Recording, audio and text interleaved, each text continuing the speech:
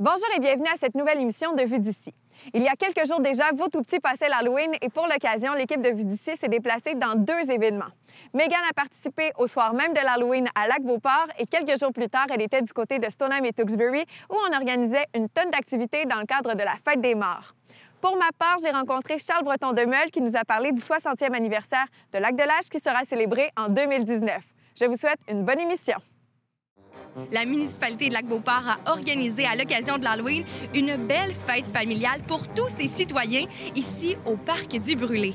Évidemment, il y aura beaucoup de bonbons au rendez-vous, mais aussi un parcours hanté dans les sentiers boisés qui fera peur non seulement à vos petits monstres, mais aussi à vous. Il y aura aussi feu de camp, animation, mais surtout une ambiance festive. Joyeux Halloween!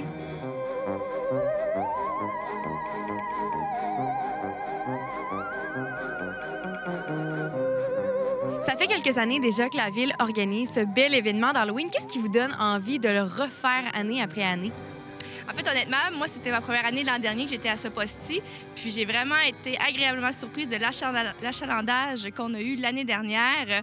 Vraiment, les gens ont vraiment répondu à l'appel. Les gens sont contents, les gens sont heureux. On a vraiment une belle programmation. Puis c'était vraiment une des fêtes les plus amusantes de l'année, tant qu'à moi. Alors, on continue et on améliore à chaque année. Vous ne faites pas que donner des bonbons aux petits Halloweeners. Non, vous avez un super parcours d'Halloween. Qu'est-ce que vous proposez aux gens qui se déplacent ici? Donc, tout d'abord, à l'entrée, on a des belles citrouilles décorées, que ce sont les élèves de l'école primaire Montagnac qui les ont fait. Même les gens sont invités à apporter leurs citrouilles décorées parce qu'on a un beau tirage qui est un panier de chocolat favori à faire tirer pour la participation.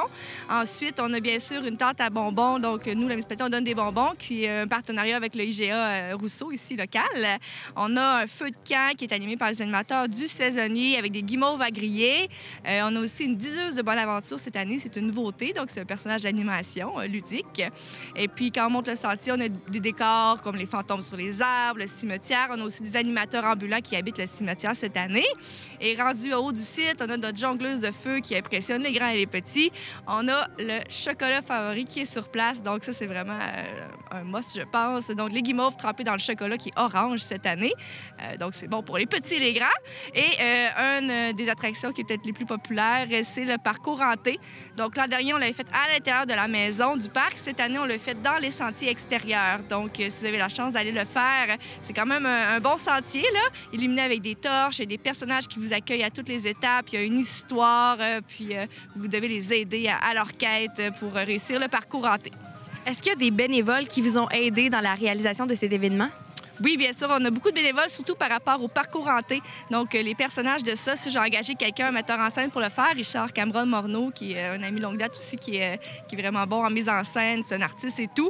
Et puis déjà, là, lui est renommé pour faire ces maisons hantées-là. Donc, quand il demande l'aide, il y a vraiment plein de gens qui veulent être bénévoles pour lui. Là, il y a 10-15 bénévoles ce soir avec lui pour faire les personnages de la maison hantée. On a Opération Citrouille, qui est en avant avec son camion fourgonnette. Là, c'est un pénitencier, dans le fond.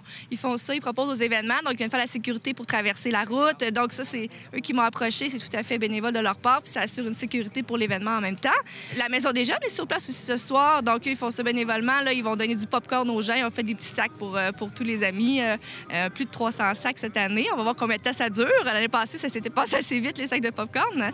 Bénévole. Sinon, j'ai mes collègues de travail et tout qu'on est là. Ça fait partie de nos tâches de travail qu'on est là. Chocolat favori, c'est une commandite aussi. Ils sont là bénévolement. Là. Donc c'est vraiment une belle présence.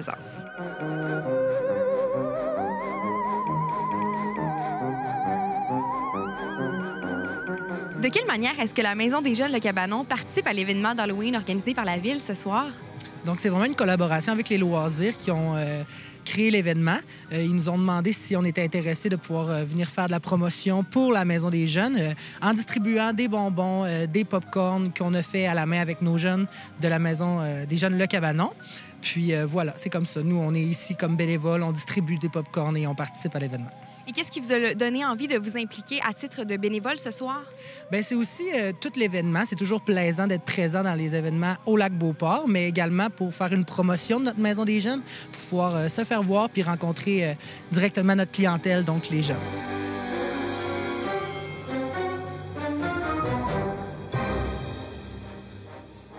Ce soir, vous vous occupez d'animer le coin feu en contant des légendes et des contes. C'est quoi que vous allez raconter à nos petits monstres? En fait, j'allions raconter comment j'avions rencontré mon ami le rat, Monsieur Ragout. Nous étions magnifiques, une belle créature. Par contre, nous étions sauvés dans le forêt. C'était toute qu'une histoire. C'était dans les années 1872. C'était pas facile. C'était un temps difficile dans le coin de la Gaspésie. Nous allions raconter ça. Nous espérons que les enfants allont rester jusqu'à la fin. C'était pas une histoire facile à entendre.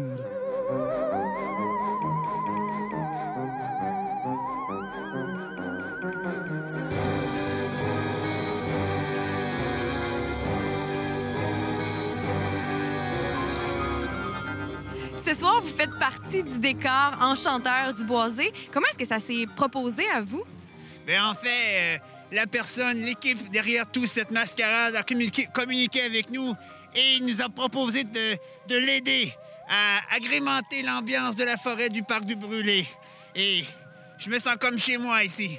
Il y a beaucoup d'enfants, beaucoup de bonbons. C'est le paradis.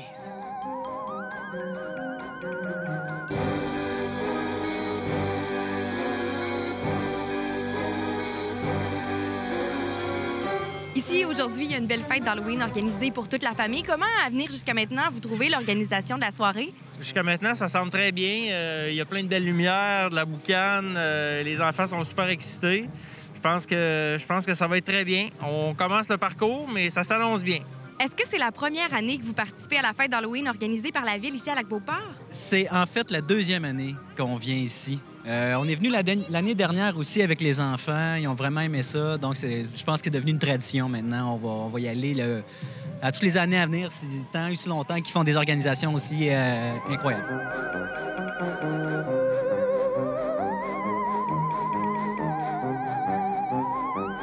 Vous avez déjà fait un peu du parcours. Comment est-ce que vous avez trouvé le parcours à venir jusqu'à maintenant? Génial, génial. On le connaît bien parce qu'on habite juste à côté, puis c'est vraiment super. Moi, je viens principalement pour Chocolat Favori. J'ai hâte à mon stand, mais jusqu'à maintenant, ça va super bien. Et vous, en tant qu'adulte, qu'est-ce que vous aimez le plus de l'Halloween? Alors d'abord, qu'est-ce qui vous fait dire que je suis un adulte?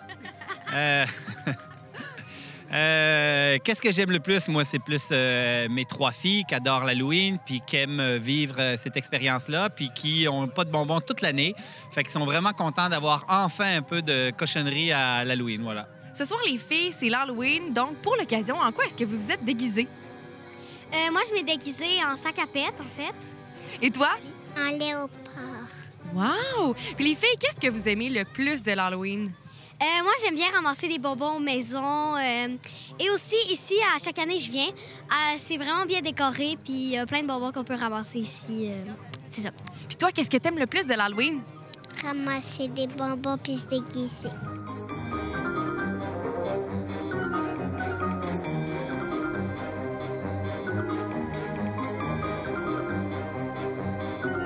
Comment est-ce que tu trouves l'ambiance de la soirée?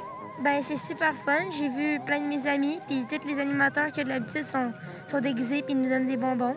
C'est vraiment le fun. Il y a plein de bonbons dans les rues. Je trouve le parcours vraiment plaisant parce qu'il y a beaucoup de petits agréments un peu partout. Il y a la voyante, il y a aussi les guimauves trempées dans le chocolat blanc. Il y a aussi la personne au bord du feu qui donne des guimauves, le IGA qui donne des bonbons. Puis je trouve que c'est le fun parce qu'on connaît le boisé, mais on voit pas toujours avec une animation pareille. Les filles, vous, quand vous arrivez de votre tournée de bonbons, puis que vous regardez votre sac de bonbons, c'est quoi le bonbon que vous avez le plus hâte de manger? Pas mal toutes. J'adore les bonbons, donc c'est tout. Doritos et Kit Kat. Un peu comme genre des gommes. Moi, j'aime bien les bonbons Starbucks. Ou sinon, j'aime les bonbons comme les Rice Krispies ou simplement les fruits au long. Les chocolats. Les chocolats, je veux les garder pour la fin, mais je les mange toutes en premier. Hey, merci, je te souhaite un super Halloween. Merci.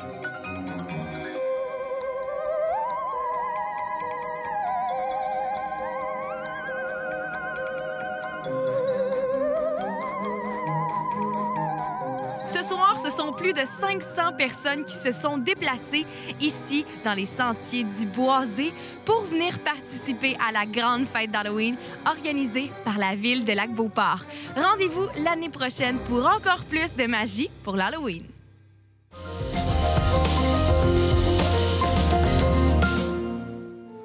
Après les festivités d'Halloween, c'est maintenant l'heure de célébrer El Día de los Muertos, ou mieux connu en français sous le nom de la Fête des Morts. C'est la première édition ici. C'est organisé par la ville de Stoneham et ça a lieu ce soir à la Grange du Presbytère. Non seulement les festivités seront extraordinaires, mais il y aura aussi sur place Défi Évasion qui feront vivre et transporteront les gens dans le futur et dans le passé. Il y aura d'ailleurs Chum Rose qui seront sur place pour offrir de bons petits desserts à saveur mexicain, des churros et évidemment, il y aura un DJ sur place pour faire danser les gens. Donc, bonne fête des morts à tous!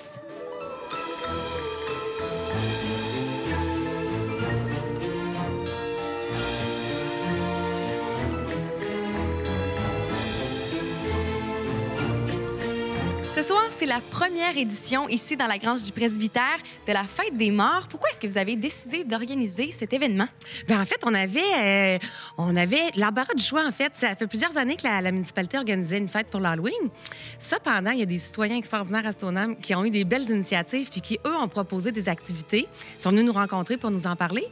On a choisi de les accompagner dans leur activité puis plutôt que de les concurrencer, bien, de faire une fête le vendredi qui suivait. Puis on s'est dit que les parents avaient le droit aussi un petit peu de se gâter quand c'était la période de l'Halloween. Et de quelle manière est-ce que vous avez orchestré le tout de la fête de ce soir?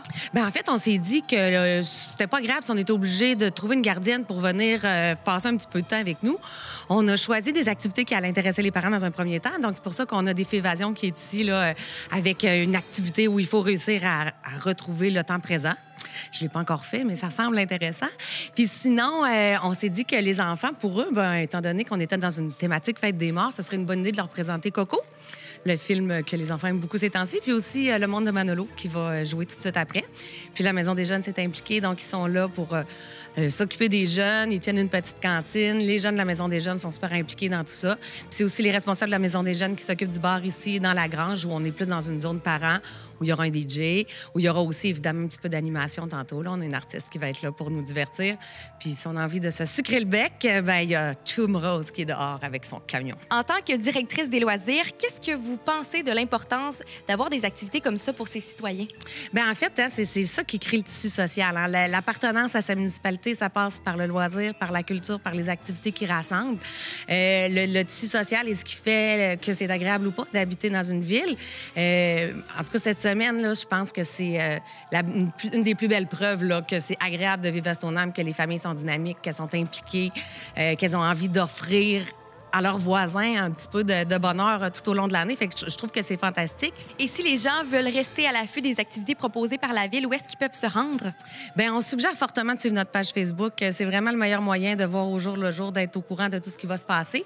Puis sinon, bien, sur notre site Web, évidemment, là, il y a aussi toujours l'information des activités à venir.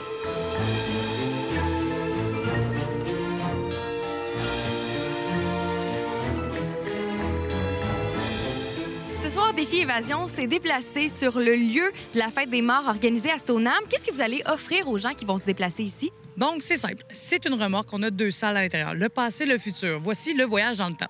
Les gens vont entrer à l'intérieur. Des clés, des cadenas, des énigmes, des casse-têtes. Le but, c'est de sortir, de trouver en fait la clé qui va déverrouiller la porte par laquelle je les ai enfermés. Et ce soir, on fait ça en équipe de combien dans chacune des salles?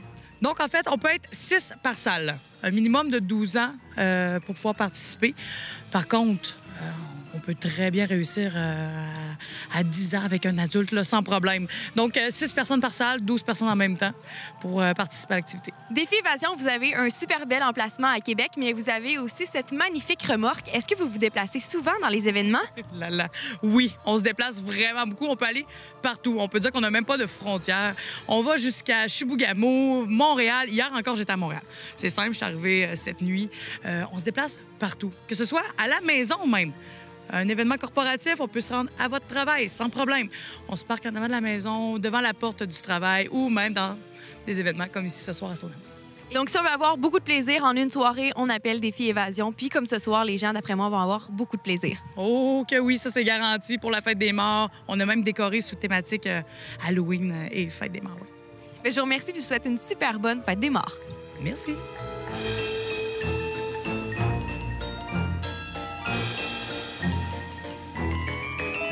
Et aujourd'hui, de quelle manière est-ce que la Maison des jeunes participe à l'activité?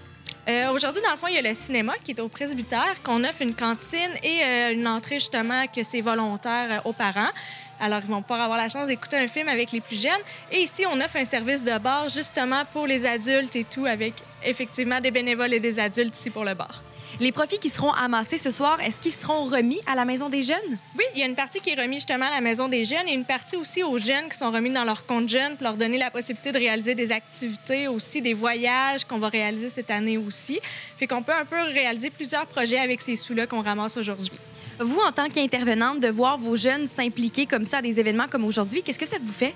C'est tellement un beau cadeau de voir que nos jeunes s'impliquent de jour en jour, qu'ils viennent ici avec le sourire, le cœur à la main aussi. C'est incroyable. Ils sont toujours prêts à nous aider, ils sont toujours prêts à en faire plus que ce qu'on leur demande. C'est vraiment beau à voir. C'est eux qui font vivre la Maison des jeunes. C'est vraiment incroyable de voir ça. Ce soir, tous les profits amassés lors de la vente des sucreries seront remis dans vos comptes jeunes. Qu'est-ce que vous faites avec cet argent-là? On l'utilise pour des soupers. Des taxis, les animateurs vont nous porter chez nous, ou les activités. Puis des fois, il y a des voyages, exemple Toronto ou New York. Et qu'est-ce qui t'a donné envie de t'impliquer auprès de la Maison des jeunes? Ben, ils sont vraiment gentils, puis j'aime ça. Il y a beaucoup de mes amis qui vont là-dedans, puis c'est vraiment le fun.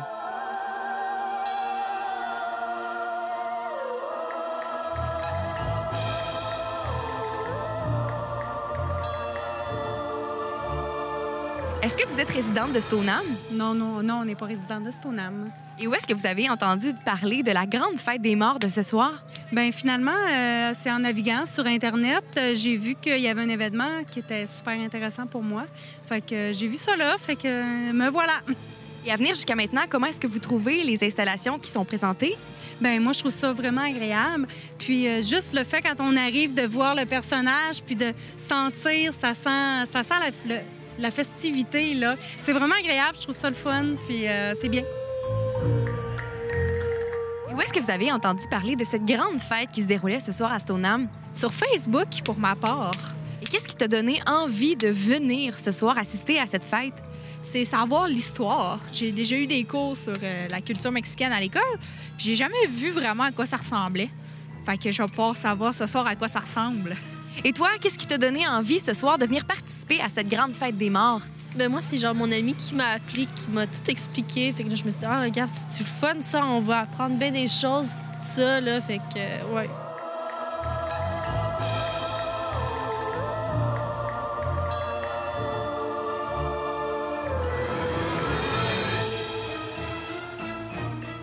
Ce soir, les résidents, petits et grands de Stoneham, ont eu énormément de plaisir à la grande fête mexicaine, la Fête des morts, organisée ici à la Grange du Presbytère par la Ville de Stoneham. Pour la programmation complète des activités offertes par la Ville, rendez-vous sur leur page Facebook.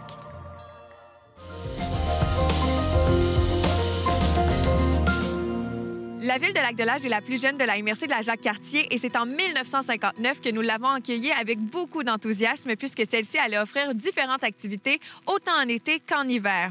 Durant la saison froide, le manoir du Lac-de-L'Âge accueillait les skieurs qui profitaient du centre de ski annexé à ses côtés. 60 ans plus tard, un comité s'est créé pour fêter le 60e anniversaire de la ville qui sera célébré en 2019.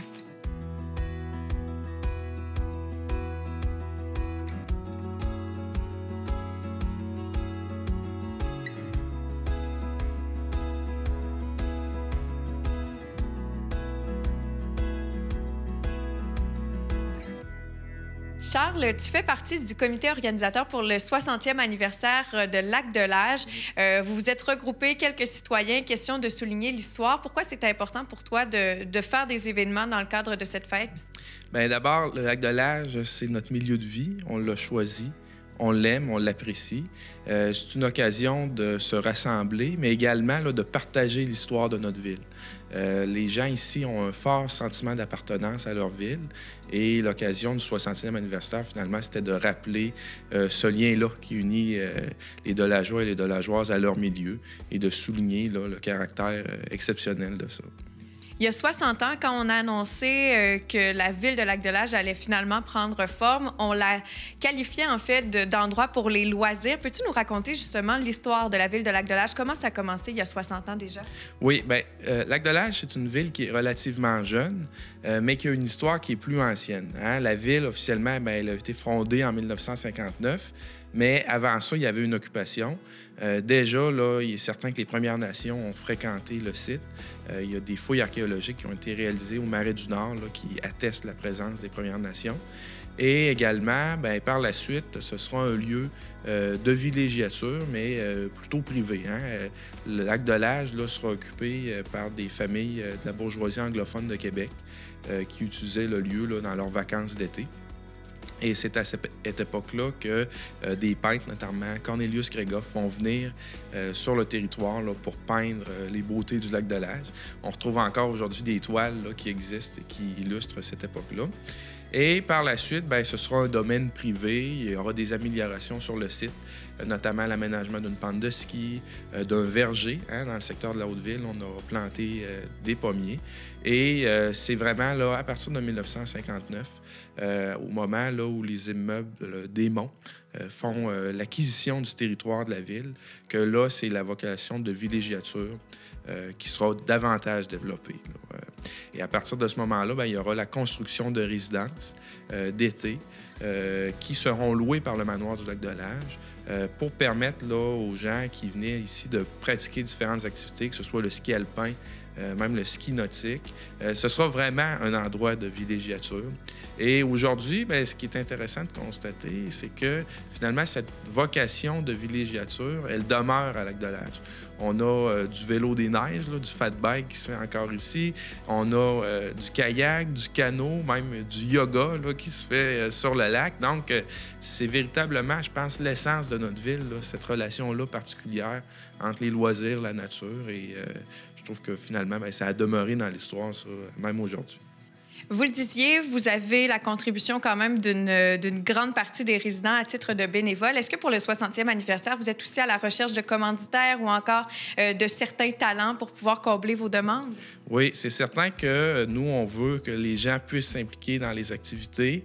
On aimerait aussi, et ça, c'est un de nos objectifs, c'est d'organiser une grande rencontre de tous les gens, finalement, qui ont demeuré au lac de l'Age ou qui ont vécu une histoire avec le lac de l'Age, qui puissent venir à lac de l'Age lors du 24 juin et qu'on fasse finalement un grand souper là, pour rassembler toutes les personnes qui connaissent et qui apprécient le lac de l'Age. Donc, c'est certain que l'appel qu'on peut lancer aujourd'hui, c'est ces personnes-là qu'elles se manifestent et qu'on puisse les contacter finalement là, pour tenir cette activité-là. Et également, bien, c'est sûr que la recherche de commanditaires sera importante pour nous, notamment pour certaines activités là, qu'on veut soumettre à la ville. On a un projet qui nous tient à cœur, qui est très important, c'est la plantation de pommiers. Partout sur le territoire de la ville. On veut planter 60 pommiers pour souligner les 60 ans de la ville. Et c'est aussi pour rappeler un élément important de notre histoire, qui est celui du verger là, qui existait en Haute-Ville. Ce verger-là a été planté là, à l'époque où la ville était privée, finalement, que c'était une vocation plutôt agricole qui était présente sur le territoire. Et nous, ce qu'on veut rappeler, bien, c'est ce passé-là agricole de lac de l'Age et surtout, mais que ça devienne une fierté aussi, hein, qu'on se réapproprie cet élément-là de notre patrimoine et qu'on puisse, là, à chaque année, avoir des belles pommes et faire des activités, là, que ce soit la fabrication de tartes aux pommes là, ou la cueillette, là, pour le plaisir de tout le monde.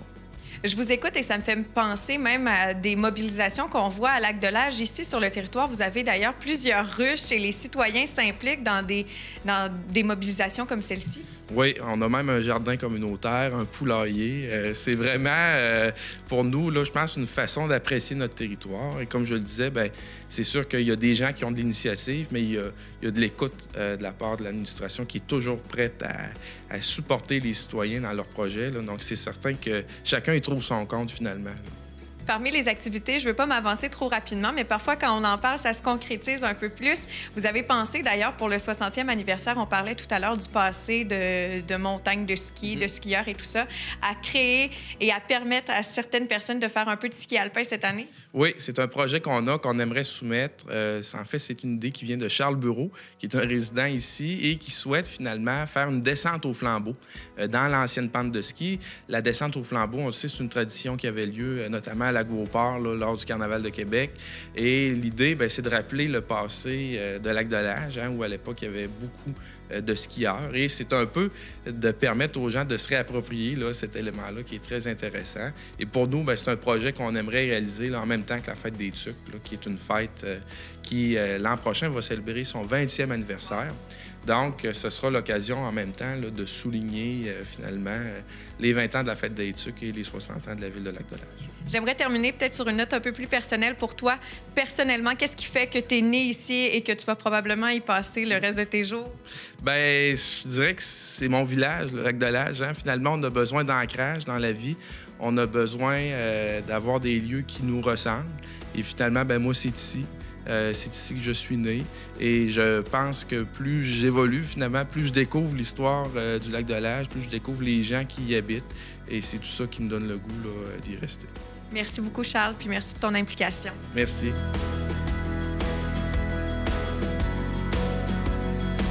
Merci beaucoup à Charles qui a accepté notre invitation pour parler de l'histoire de Lac-de-Lage, mais aussi du 60e anniversaire de la ville. D'ailleurs, le 16 décembre prochain, dans le cadre des activités organisées, il y aura le Noël des enfants au manoir du Lac-de-Lage où on invitera les tout-petits à participer à une œuvre qui restera dans l'histoire de la ville.